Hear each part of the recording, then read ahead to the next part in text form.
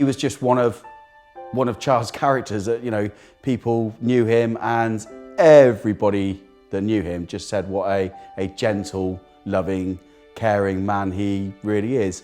And that's, as I say, that's in his home life and in his life community service. He was an outgoing person and he liked talking to people. He liked drawing the best out in people. He'd gone across the road to this homeless man, and he'd given him a coffee, had all these sugar packets in his hands and things. Went over and he started speaking to him, and the man just cried on the spot, and he said to him, "You're the first person who's actually stopped to speak to me today." He said, "I've had people put money in, don't get me wrong, but you are the only person who's stopped and given me the time of day." That moment says a lot to me about my dad. As mayor, I decided that I would award a special award to him because he had made such a difference to people's lives.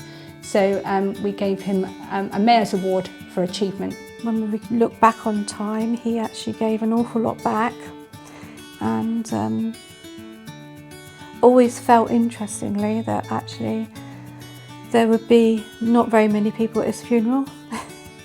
I don't know why, but that's how he felt, and obviously quite wrong.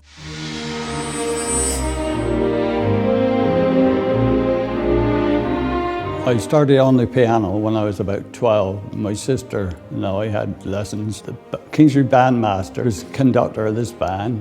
He said, "Why don't you play clarinet?" So I started on the clarinet. He said, "Come on to band practice." When they started VE Day, we had our first engagement, and I was playing clarinet. I first got to know Les when I was about 9 years old. My father was playing in a band, and he brought me along to my first practice. And Les was one of the first people I met. I will always remember it. Les has the best smile in the band, and he is constantly smiling. Since I've been on the bass, I've been playing with all different bands.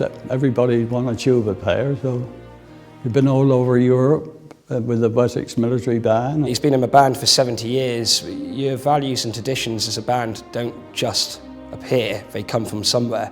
And nobody's had a greater influence on our traditions and values than Les. If there was a band practice every day, he would be there. I'm going to carry on as long as I can, yeah. As long as I can drive here from Yeovil every Thursday.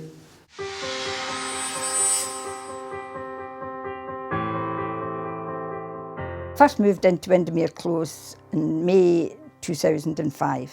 Well, on a Monday afternoon we do bingo. Tuesday afternoon we do lunch. We do have fish and chip lunch once a month. I first met Kay when I moved here 3.5 years ago. One or two people said, if you need to know anything or you want to join anything, if you see anything on the list, on the notice board, ask Kay.